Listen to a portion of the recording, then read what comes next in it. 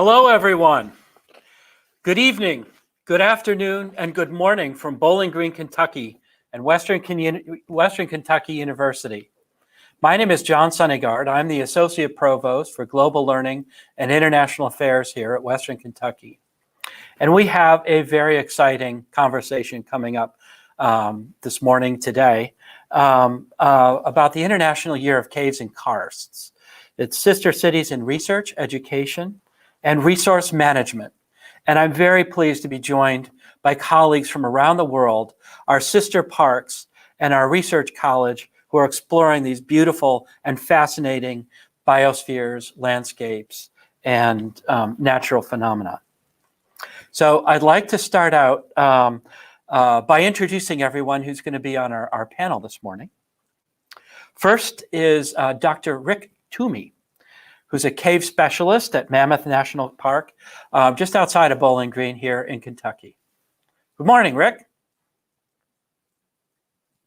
Good morning. How are you? I'm doing well. Great.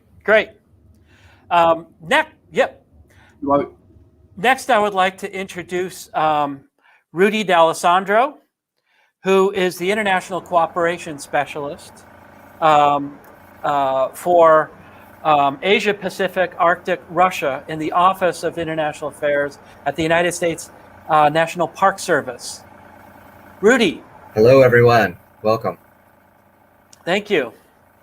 And next, let's travel across east to Slovenia to Dr. Borut Perek, Head of Professional Services at Skojan Caves Park in Slovenia. And Borut, please forgive me for making a complete mess of the name of your cave. No problem. Hello, everybody. Darek Ranz, a colleague of mine, is sitting by me, and we are greeting you from Slovenia. Wonderful. Thank you very much. And next, I would like to introduce Ms. Beth Mcclang, the superintendent of Puerto Princesa Subterranean River National Park in the Philippines. Good evening. How are you doing, Beth?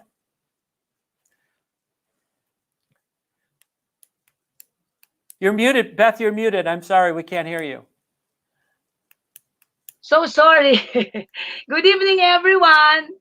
Good evening from the best island in the world, from Palawan, Philippines. Good evening.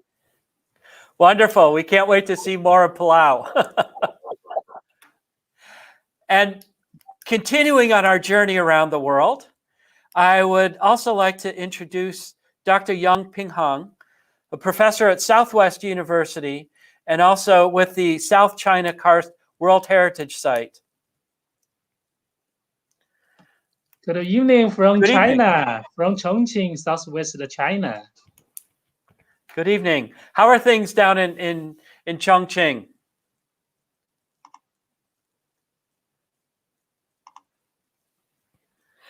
I'm sorry? How are things in Chongqing? Yeah, very good. Good. Good. Very happy to see you. And thank you, everyone, and welcome to our presentation. First, for all of you out there who are listening, you have the opportunity to put in some questions, and we will try to get to them as we can. So please feel free to do that either in the Facebook or the YouTube. Finally, I'd like to introduce my colleague at Western Kentucky, Dr. Chris Groves, who is a distinguished professor of geology here at Western. Chris. Yeah, good morning, John, and everyone across the world. So thanks for joining us. I have the right link now. Great. All right. Well, Rudy, I wonder if we could go to you, and if you could share a little bit about the Sister Park program that's going on here. It's very exciting. Thank you. Sure, John. Happy to do so. It's been a privilege to work for the last 12 years with my colleagues at West Kentucky University, as well as at Mammoth Cave National Park on our National Park Service Sister Park Initiative. The Sister Park Initiative started in the 1990s. We now have about 60 Sister Park relationships. And they are informal frameworks for sharing lessons learned in park management. And Mammoth Cave has taken this initiative and run with it with several different relationships now. My office is also the World Heritage Program Office for the United States. So we've worked with Beth to bring her to the US under our World Heritage Fellows program several years ago that brought her to Mammoth Cave. So this is a network that has expanded over the last several decades. It has flourished, particularly because of partners like West Kentucky University, universities across the globe, Rotary Clubs International, and park friends groups that see a benefit to sharing America's best idea overseas. Wonderful. Yeah, go ahead, John. Thank you. America's best idea, the National Park Service. I cannot agree more with that. And I'm delighted that so many other countries also have their own best ideas where they share those national resources. We're delighted to have folks around to talk about that. Now, until I'd moved to Kentucky, I must admit I'd never heard of a karst. And I had no idea what it was until I visited Mammoth Cave National Park. I'm wondering, Baruch, if you could tell us a little bit about what a karst is. Is it possible to share an image about where the karst is described? I sent you by PowerPoint. It would be easier for me to explain and maybe to listeners to understand. We'll get that up for you in a second, Baruch. Okay. But anyway, I can start with, the word karst actually, brings about the illusion about underground caverns, as Scotsman caves and Mammoth caves are, or to tower karst, as in China, or to, I don't know, subterranean rivers, as Puerto Princesa in Philippines. But few people know what was the origin, where does the word karst comes from. And it actually derives from one country, region in southwestern part of Slovenia, in the background of the city of Trieste. And it actually has a stem or the origin in the pre-Indo-European word, kara, meaning stone. And as far as I know, still in use as a word in Slovenia to describe typical carbonate landscape with typical karstic hydrology, and also in some parts in Albania, in Iran, in Irish language too. So it means the landscape. And not only karst, but also some other terms simply entered slowly to the common terminology as a word to describe typical landscape as here in Slovenia, or spread also in many other countries around the world. And the man who was, the most important to gradually use the term as such and put it into the international or international terminology was Jovan Cvijic, the Serb karstologist at the end of the 19th century, by his fundamental work Das Karst Phänomen. And also term Dolin comes from Slovan countries to describe karst depression, and polje as such as well. So it comes from the region, the country in Slovenia, and it's now used in common terminology as to describe the such landscape. That's it. Wonderful. Thank you, Baruch. I wonder if we could switch back over to Beth in the Philippines, in Palau. And Beth, can you talk to us a little bit about how your sister park relationship started? Yes, it was started in 2016 when I was privileged and fortunate enough to be a World Heritage Fellow. Well, special mention to Sir Eric Cirudo, our former commissioner in UNESCO Philippines, because he's the man behind why I became a World Heritage Fellow. So I should say it's a fun learning experience to me because I see firsthand how protected areas work in other countries like in the United States and how World Heritage Sites work together in a global perspective. So the Mammoth Cave National Park supported me a lot, although it's their first time, no, during my stay there in I think it's three weeks time, October 2016. So it's their first time to accept fellow like me from other country. But I salute the park management so much because all of the information we need, all of the materials they shared to us, and even their newly formulated cave management plan. So again, thank you very much, and hope to be back there. Missing you guys. Thank you. Thank you, Beth. Say, I wonder if we might be able to just go to Mammoth Cave, since we heard a little bit about that. Rick, do you mind talking to us a little bit about some of the activities that you do and how you engage with folks around the world like Beth? Yes.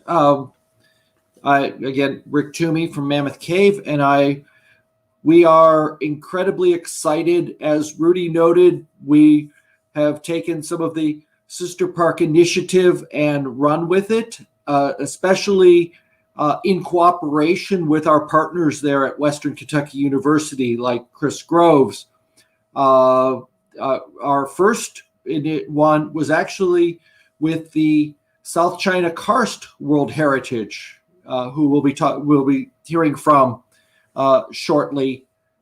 It was an initiative that allowed us as a national park and World Heritage site to work with the national parks and World Heritage sites in China. We did some exchanges. Actually, several of their parks sent people to Mammoth Cave even before, as they were applying for World Heritage status, to talk to us about how we work with the World Heritage Program and how we manage several issues about our parks. That's one of the phenomenal things about this and these sister relationships. Because we manage caves and karst, we have some of the same issues. Water quality is an issue in all of our sites. Managing visitation is a issue in all of our sites. Many of our sites share issues in terms of managing visitations with, if you turn lights on in the cave, they grow algae. How do we fix that as an issue? So our communications among these international partners give us different perspectives on how we address these types of issues. Our partnership with Slovenia is incredibly interesting and complex. It's actually a 5-way partnership between Western Kentucky University, Mammoth Cave, the Karst Institute in Slovenia, Postonia Cave, and Skodens Cave. So we have a lot of ways that we can interact with our partners. Beth's visit was, although it occurred before our becoming a sister park relationship, it was the impetus for the sister park relationship. So we've really been very excited about our ability to work with international partners and with Western Kentucky University, with faculty and students in developing management plans, developing responses to management issues, and sharing research opportunities. Thank you, Rick. Thank you. I'd like to go to Chris and to Balance in China and talk a little bit more about these. First, Chris, can you talk to us a little bit about the geology and some of these issues of water quality and the impact that these unique features have on the local environment?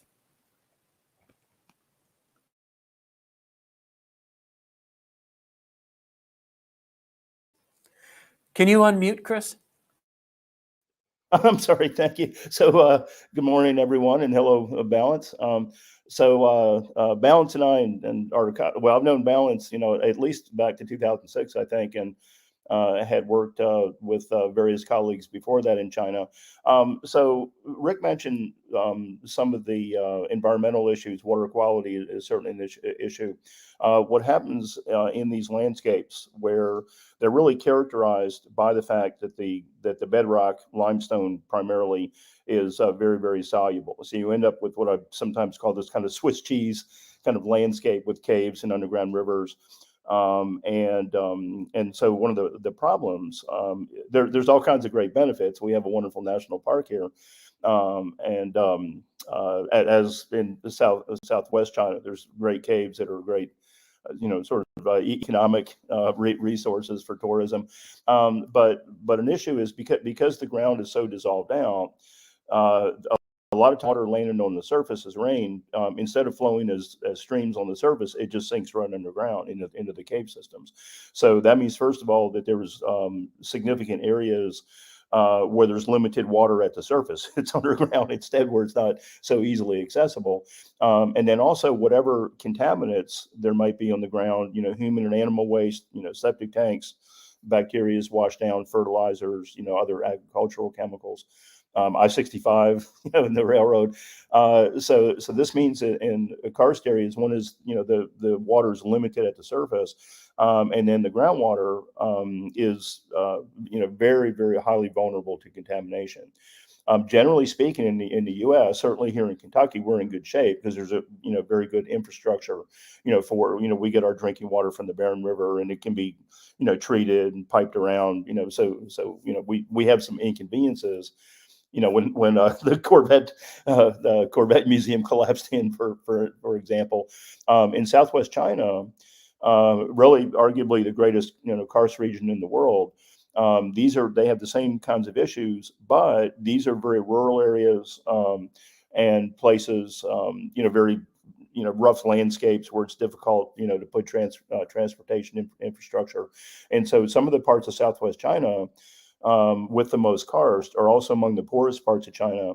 And part of this is because of the environmental issues. People are walking to get water, for instance. There's also, an advantage we have here in Kentucky is that some of the places in the Southwest, where Balance is of China, have about the same amount of rainfall as here. But our rainfall is more or less evenly through the year, where in lots of southern China, there's very distinct dry and wet seasons. And in the wintertime, you've got months and months, there'd be very little rain. So a lot of the same problems, and part of our our work together through the years has been just sharing experiences. How do we solve these problems? So. Well, Balance, Chris mentioned some of the economic impacts of tourism and other aspects of caves. Can you comment a little bit about how the cave and karst system in your area has contributed to local economic development? And tell us a little bit about your area, please. Yes, of course. Can I share my screen? I have a slide to share with you.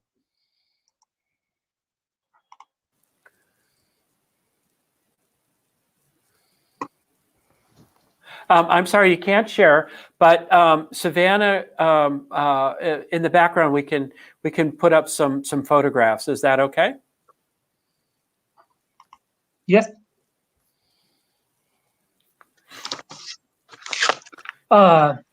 So go ahead. I'm There. going to talk about the economic benefits from tourism in Ulongkastel, China. Ulongkastel is located in Wulong County, Chongqing, southwest China. The county has an area of about 3,000 square kilometers, in which 60% land is karst area, covered by cabinet. There are about 356,000 people in the country. The karst feature in this country are characterized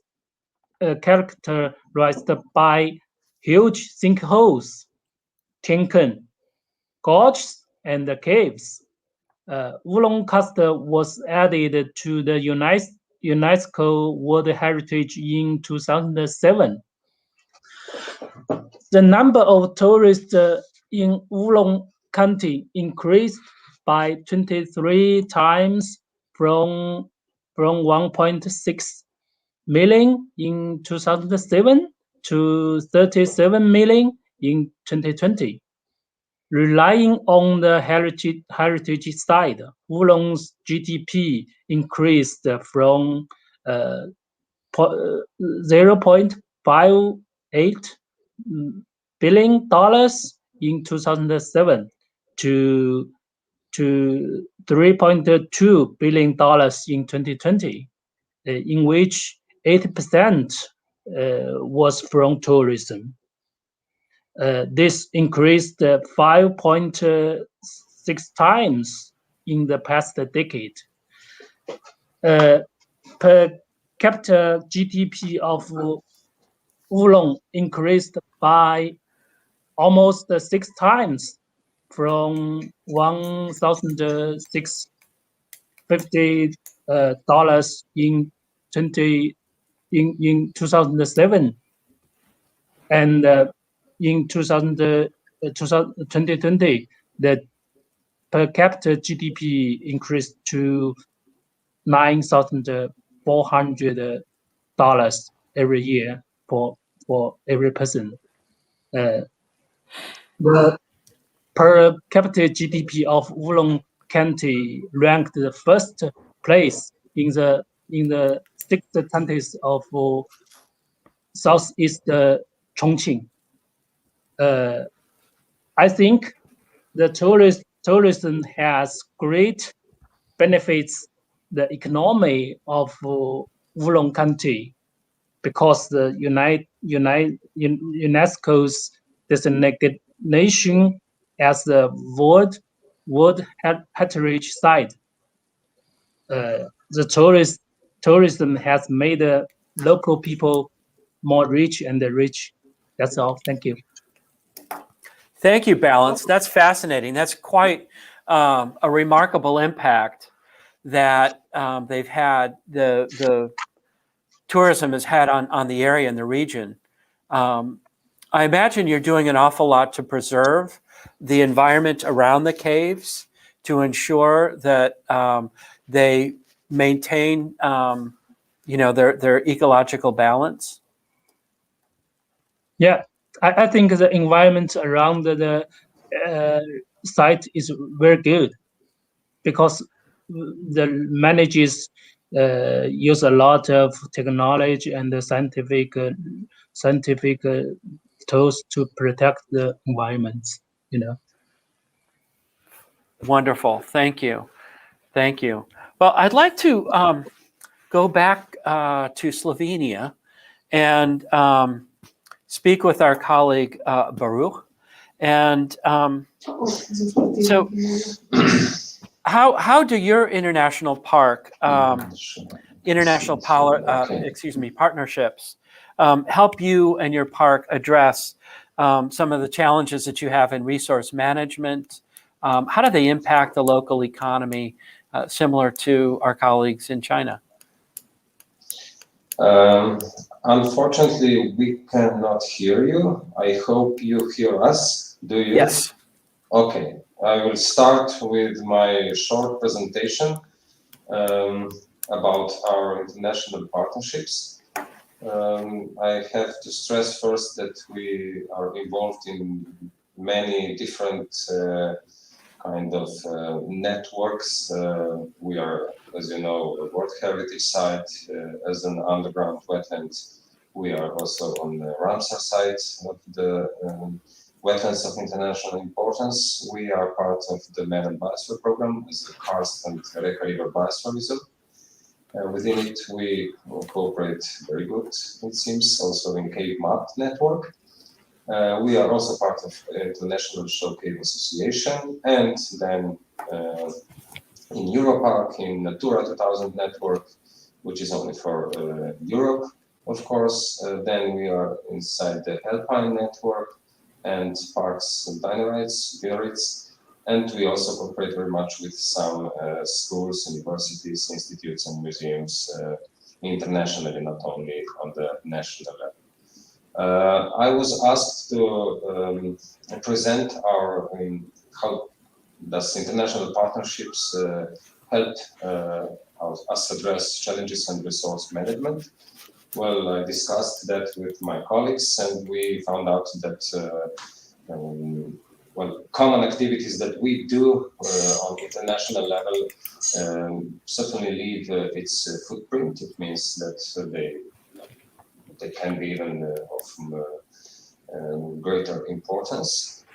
At the end, then what is also very important is the exchange of experience between all involved stakeholders and partners. We are very open to, to cooperate with different partners also in common projects on international level. Mostly we do cross-border projects with Croatian and Italian partners, but also worldwide. We try to focus on specific topics if we enter in such projects, meaning that this is very important for us to have some staff employed for a particular project. Then we have deadlines, we have financing from some programs, for example, from European funds and so on. We also work on international exchange of students, and we work much on scientific research with our partners from abroad. I will go briefly through some examples of such cooperation. For example, with the help of University of Trieste and Karst Research Institute from Estonia, we already provided some dye tracing experiments in the past, since we had to sample in caves in Slovenia and also in Italy, and some most important springs are in Italy, so it is a river with international importance, so we have to cooperate with each other. I hope you still hear me. Mm-hmm. Okay, I go on. With the help of our colleagues from Berchtesgaden National Park from Germany, we renovated at least 200 meters of quite narrow pathway inside our caves, and so we finished it last year, so it's again reopened for visitors as a kind of alternative tourism. Vice versa, we helped them to renovate or build a bivouac, a small tent inside their Salzgrabenhöhle in Germany, for example. Then within some international Interreg projects, we built or set up some new thematic pathways. For example, not far from our park. Then we renovate a geological exhibition and rename it and resettled it into a Christological one. And also the establish cross-border sustainable tourist destination, cars trade product was set up. Within Mobitur Interreg project, Slovenia, Italy, we tried to create some sustainable urban mobility plan. We even bought some electric vehicles, not only bikes, but also cars. And we installed a solar power plant. So this was important to refill and recharge those electric vehicles. Within Green project, this is also cross-border Slovenia, Italy, we renovated some karst ponds. This is what is on the image. Water on karst surface, we know that it percolates very fast into the underground, but with building small depressions, we can keep the water on the surface. We renovated also some dry walls. The one is on the image again.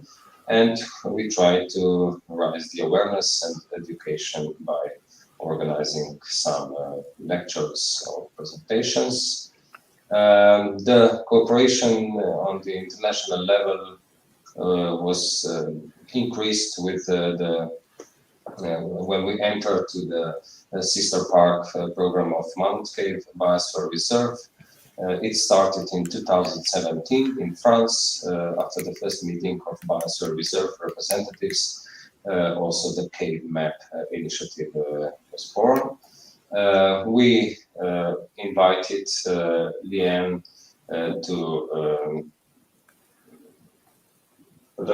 to join our program, our meeting, linkage between academic institutions in Biosphere Reserve 2 years ago.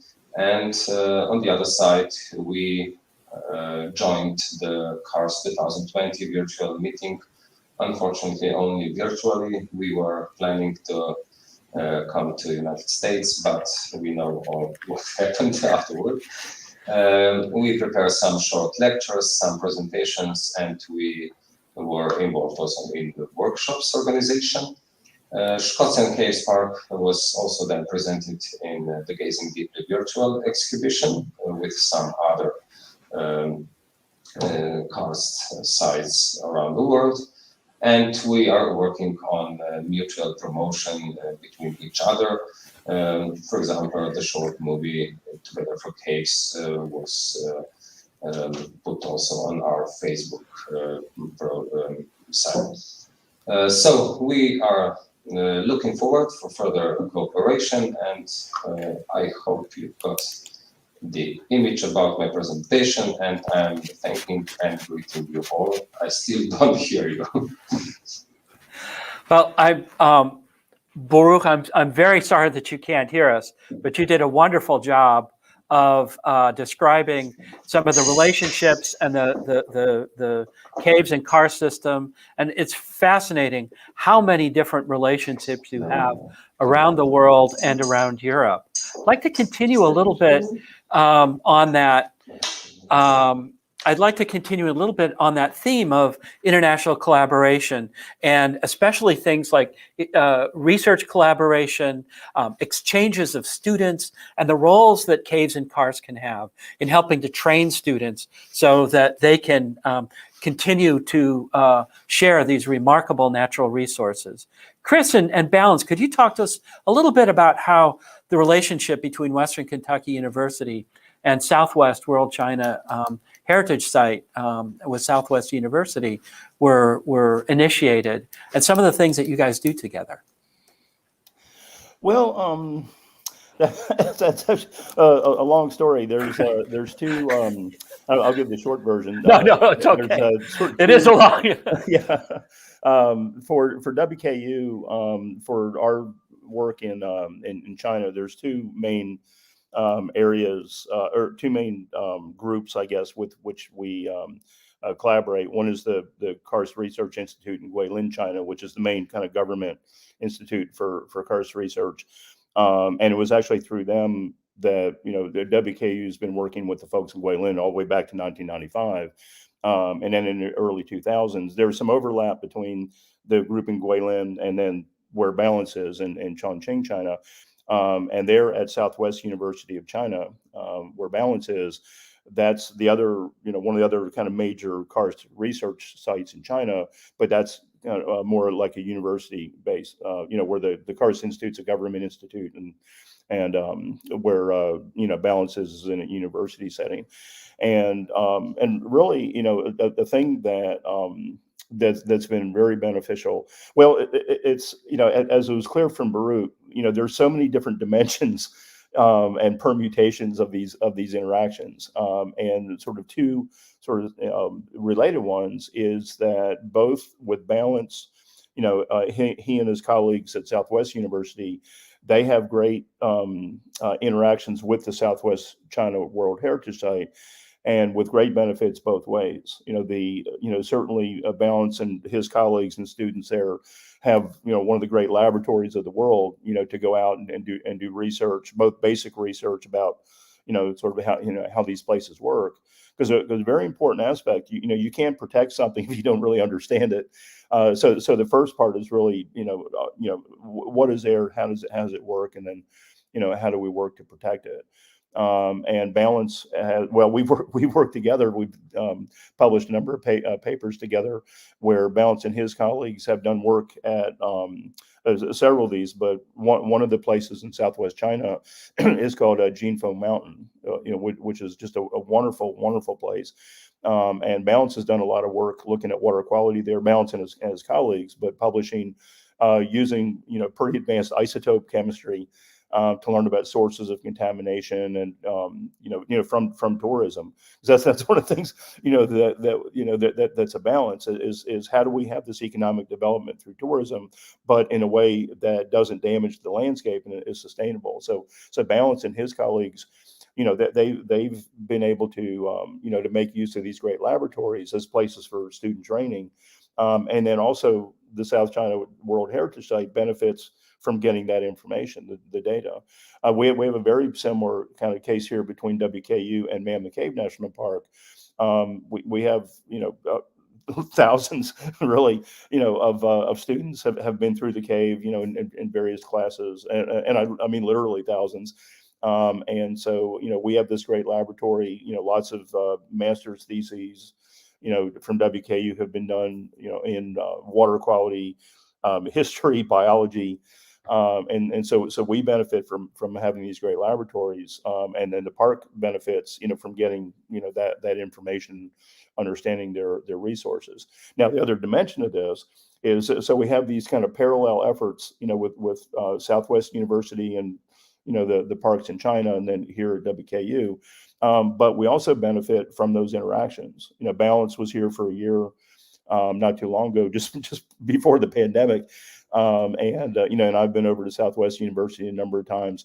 So we really, learn a lot from each other, from, the different perspectives. A wonderful thing to me is that the Chinese have been studying their karst landscape, back to the, in a scientific way, back to the 1600s, and have this, this great wealth of information. So we've all benefited from sharing a lot of information. I know I've learned a lot about isotopes from Balance. So I think these are great relationships. Thank you, Chris. Yes. Balance, do you have other comments that you'd like to share? Yeah, thank you, Chris. Just like as Chris said, we cooperate a lot, and we have several published papers. I think we will have 2 papers in the next month. Yeah, I think we have. Do you remember you sent Brian and Chelsea? I think that those name about 10 years ago. You sent 3 students to Southwest University, right? Yeah, Brian, that's right. Chelsea, and and Ted was the Ted. Yeah, Baker. Yeah. Ted. We interact a lot, and I learned a lot of English from Brian, Ted. Yeah, that's very good. And I think you and Leanne help us to set up the chess lab. Yeah. Mhm. Just a lab, and we learn a lot from the not technology. And now I did a lot of just test in Southwest China, to detect the cast groundwater. You helped us a lot, and I plan to visit the WKU maybe in 2 years later, or maybe 1 year later, depending on the COVID. Yeah. And most of the Chinese, they don't know Mammoth Cave. I want to write a book in Chinese to introduce the Mammoth Cave. Yeah, in the future, very very near future. Yeah, I think that would be a wonderful collaboration. In fact, Rudy, we'll be talking about this. As Balance has pointed out, that certainly there's a lot of when there's not a global pandemic, there's a great number of Chinese who are traveling around the world and to the U.S. And apparently the Grand Canyon, people know about, and Yosemite people know about. And so, but according to Balance, not so much about Mammoth Cave. So one thing we've been talking about is if Balance is able to come over for another year, which it looks like may well happen, that'd be a project to have actually a book in Chinese about Mammoth Cave, but also figuring out what are the ways of marketing. How is the Grand Canyon marketing to Chinese people? How are Chinese finding out to come to the Grand Canyon? And we can have that same special sauce, for increasing, increasing tourism here in Kentucky with Chinese characteristics. Let's put it that way. So so that's a benefit that that just I wouldn't have really thought of, and it's actually through these discussions, getting ready for this meeting, that Balance and I started talking about this. So great idea, Balance. Yeah, well, and Balance, I have to say, while you're writing books, I would be absolutely fascinated to learn about 16th century Chinese science and explorations and how they documented caves. I think that'd be fascinating. Because I think all too often we sort of, see science as something that just kind of started, whatever the latest information is. And we aren't paying as much attention to the tremendous history of, human discovery that has led to where we are right now. So anyway, while you're writing that book. Yeah, I might just sort of jump in that there's and I could go on about this, but as Balance well knows, the father of studying karst in China was the explorer Xu Xiaka, who was in the 1600s. And whatever his motivation, he spent like 30 years, this scholar. He was a geographer, a philosopher, a scientist, and he spent like 30 years walking around through Southwest China, noting things, studying. He mapped caves. And so you're absolutely right. We have a mindset in science sometimes where the only thing that's important is the last paper that came out, this much journals. But there's at the Karst Institute in Guilin, that I mentioned, there's a 15-foot statue of Xu Xiaka, and it's so fascinating to read about what he was doing, and he was motivated by the same things that motivate us. These are beautiful landscapes. We love exploring them. So there's so much we can learn, not only from across the world, but through time also. So that's a really good point, John. Sure. Actually, the book might be Xu Xiaka and Stephen Bishop. Yeah, there you go. Actually, it'd be a series of books. Yeah, we'll make exactly. Exactly. Right. If speaking of exchanging data and modeling and bringing people, across oceans to visit caves and karst, Rick, can you talk a little bit about sort of the modeling and the kind of activity that you do with respect to the economic impact of Mammoth Cave? That would actually, Rudy would be better to Rudy, speak. yeah, please. We have actually 9 sister park relationships with Chinese protected areas, and everybody was just talking about Grand Canyon. Grand Canyon participated in a state of Arizona Tourism Bureau visit to China, and likewise, Crater Lake in Oregon has a sister park with Wuishan, which was just named one of China's first national parks, officially as part of the national park system. the NPS has been working with the Chinese central government for the last 8 years to help them create this new national park system for China. And so there's been a number of study tours from China to our parks, and also from the US to China, with academic partners like West Kentucky University, also with Hank Paulson's Paulson Institute, and our retiree group, Global Parks, as well as the Berkeley Institute for People, Parks, and Biodiversity that former NPS Director John Jarvis is the chairman of. So we've been sharing with our colleagues in China, as well as with other countries, the Visitor Spending Effects Toolkit, which helps us determine just what are those benefits to local communities? What are the economic benefits? We just finished a series of workshops for the country of Georgia on this, a deep dive. So we're happy to share this with all our colleagues. The sister park relationships allow us to do that. And also our work all together, the academic institutes, the universities, the parks, we also benefit from support from the U.S. Department of State and our U.S. embassies overseas. They've been big supporters of our international engagement. And especially now when tensions between some countries are rather high, they are still looking at what we do in the field of environment and conservation and tourism is a big benefit for public diplomacy between two countries, or all countries. Thank you, Rudy. There's so many opportunities here. And, of course, as someone who has, spent my professional life sending students and faculty members and researchers around the world, this is all really music to my ears, because it does get kind of frustrating seeing some of the tensions that are going on and the way that so many of these misunderstandings and miscommunications are fed. And things like sister parks, where, people, cultures are sharing the natural environment and the way that impacts their local communities economically, as well as, through so many other things, agriculture and everything else. It's vital that we get this information out and share this information with others.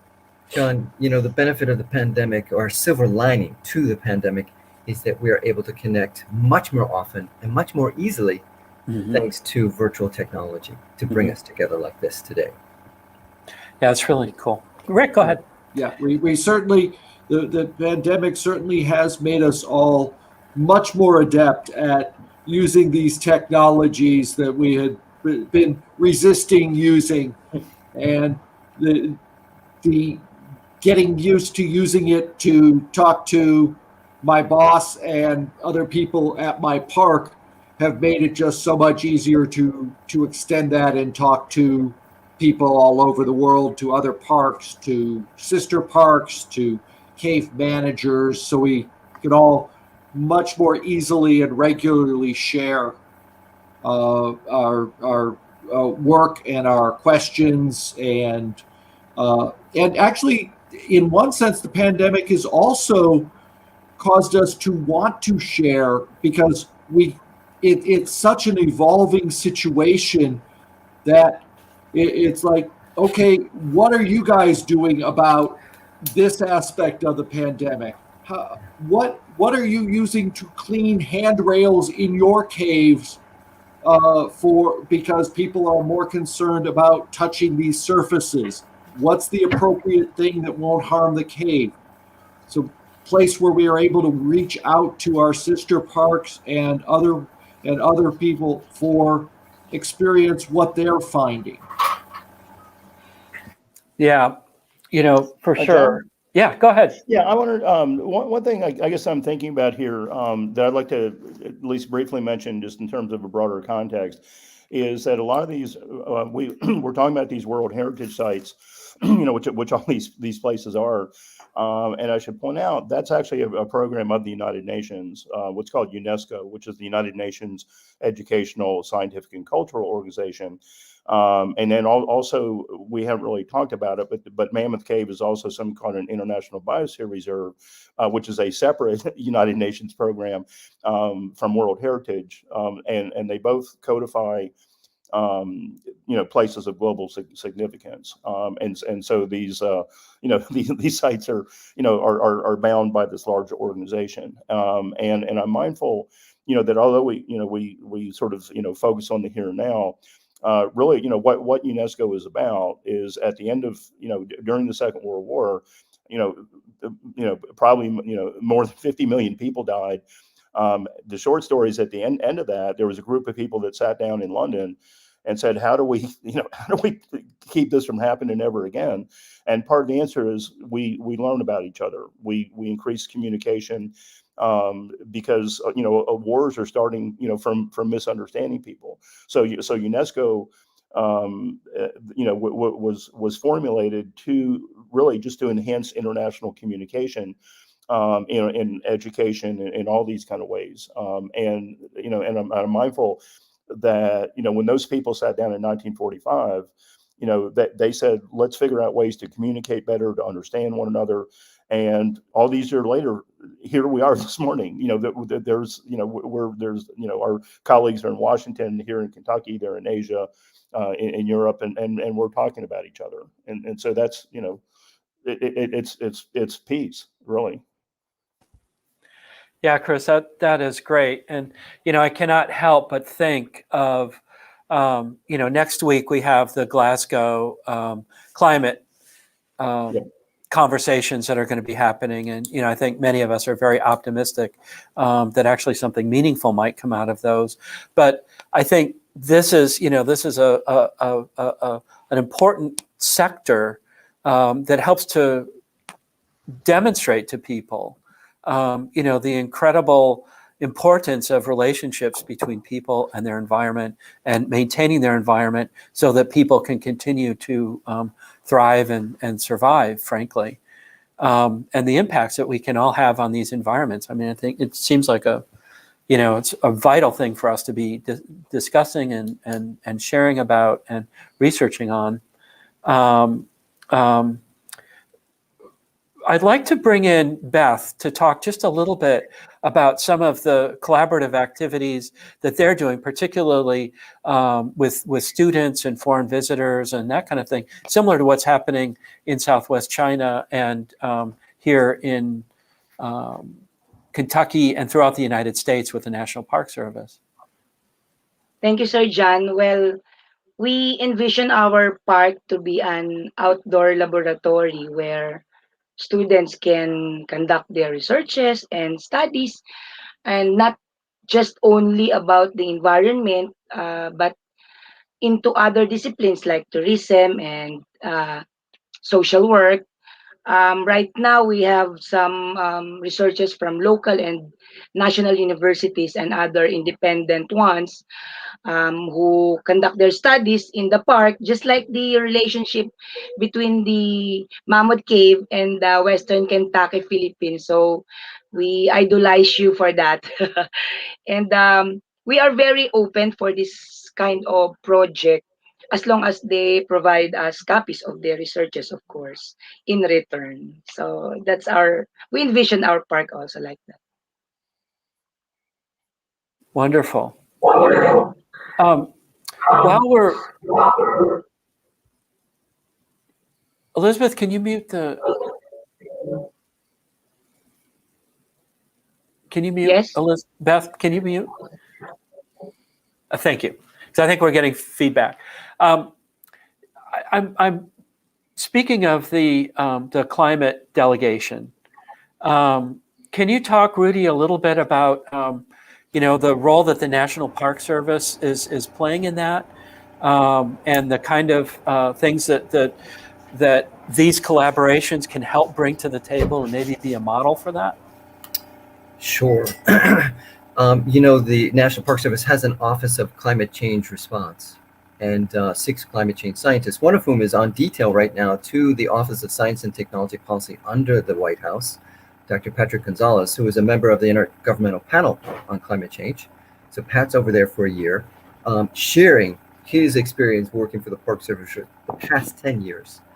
And for all of us who manage protected areas, we see the impacts of extreme weather from climate change every year.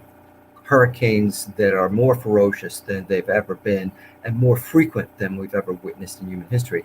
So all of that experience goes into the briefings for U.S. Secretary of the Interior Deb Haaland, who will be leading a large Interior Department delegation along with the U.S. Department of State to the climate change conference of parties. And she also brings a sensibility that we haven't touched upon yet, which is the impact on indigenous peoples in all of our nations. She is Native American herself. Our new director of the National Park Service is also Native American. So we are now trying to realize that there's a lot of the traditional ecological knowledge that they have gathered over thousands of years that can be incorporated into how we manage cave and karst landscapes, and to share that on a global level now.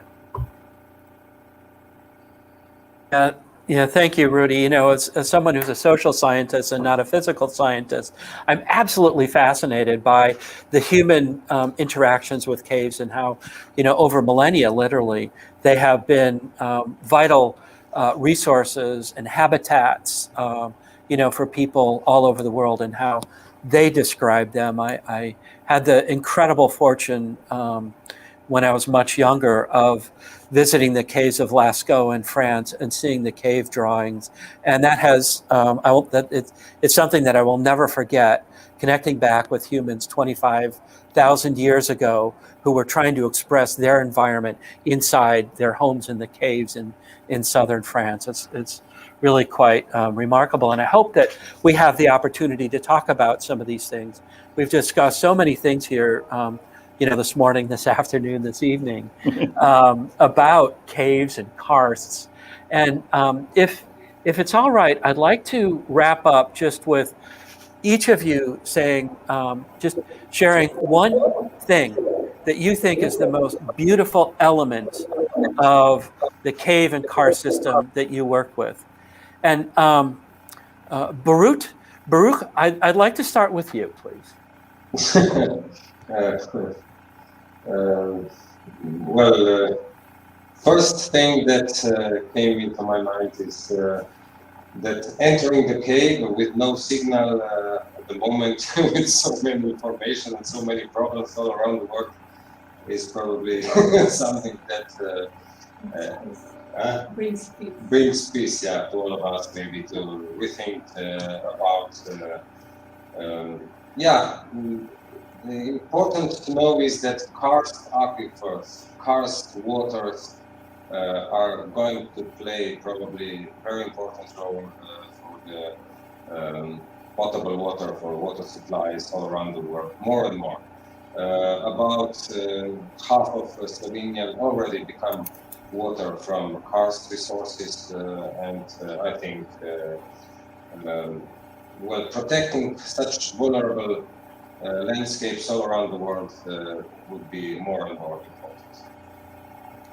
Thank you. And, you know, Slovenia is one of the most beautiful places I've ever visited. And, you know, I cannot wait until we have the opportunity to travel again. And you know, I hope that we can see you there. And of course, you know, we'd love to see you here, Baruch. If I'd like to, let's go over to Balance. What is the most beautiful thing about your cave and karst system? Yeah, I think about 5 years ago, I visited, explore a cave, a very, very small cave in southeast Chongqing. The cave is very, very beautiful. It includes a lot of things like stalagmites, stalactites, and other many, you know, forms in the cave. I kind of forget the cave, and the local people is very, very friendly. You know, there are a lot of poor people in southwest China, but their tradition is very, you know, very good, and they're very friendly. I like the environment and the local people and the small, very, very small cave. Wonderful. The small cave. Cool. Yeah. Beth, Palau, the most Yes, beautiful island on the planet. yes. What is the most special thing about your cave? Well, aside from being the queen of the macaque monkeys in the national park, well, I should say it's rich biodiversity inside the underground river cave and the natural phenomenon of where the sea, the salt water meets in the middle of the cave over its fresh water running inside the cave, and the biodiversity, the complete biodiversity from ridge to rift. So that's the entire biodiversity of the Puerto Princesa Subterranean River National Park. So come and visit us, please. Oh, we would love to. I'm sure we would all love to. Thank you, Beth. Welcome. Rick, Mammoth Cave, what is Yeah. it that you think is the thing that inspires you and is so beautiful? I'm going to go with, and all of these caves have this as well. Our caves are phenomenal time capsules where people have utilized these for thousands of years, left behind their marks in these caves, and fossils have occur in these caves. So it's these ways that the park acts, the caves act as time capsules to see how people interacted and how animals interacted with the caves in the past. Thank you, Rick. Fabulous, a time capsule. Rudy, as someone who has worked with them, but then is taking a broad international picture, what is it that inspires you about these caves? You know, our work also supports the efforts of the U.S. Agency for International Development, and I was just thinking about Sataplia and Prometheus Cave in Georgia. And there's a cultural element. When we were visiting this park, they played this light orchestral music by Gia Cancelli, like a Georgian composer who just died a few weeks before we were visiting this cave. And his music made this perfect complement. You know, we always think of caves as just being a natural site, but as Rick was just saying, we people, our ancestors, have been living and sometimes surviving in these caves for thousands of years before using them.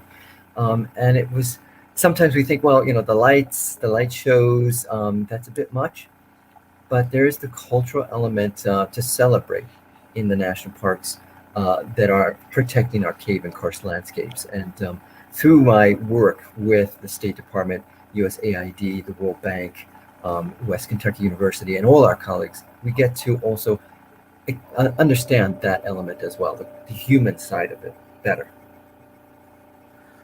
Wonderful. Wow, thank you. Chris, I'm going to wrap it up with you.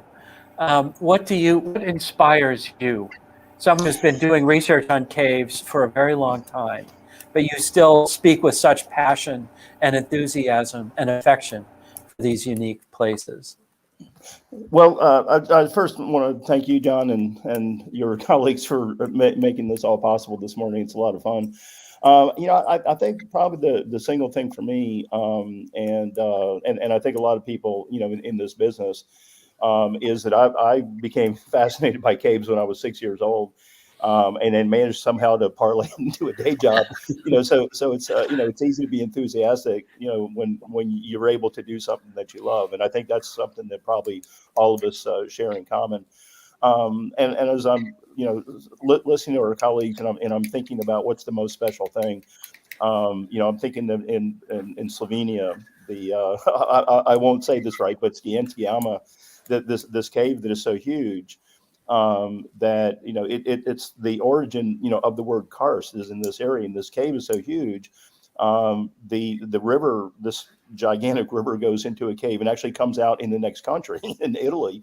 As Baruch said, the stories are that Jason and the Argonauts went to that spring and got water.